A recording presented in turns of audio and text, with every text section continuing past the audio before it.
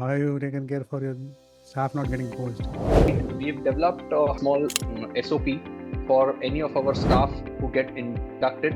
That includes our front office manager, our assistant staffs, and others.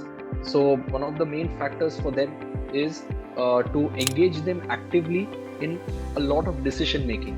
Of course, except the treatment plans, not there. But apart from that, I think all the staff, we involve them in a lot of decision making.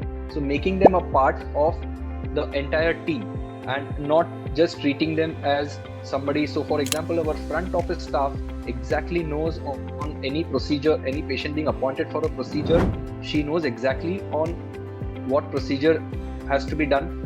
If the family relatives of the patient, they inquire, if they ask, if they have questions, she is quite trained to make them understand on the nuances of the procedure.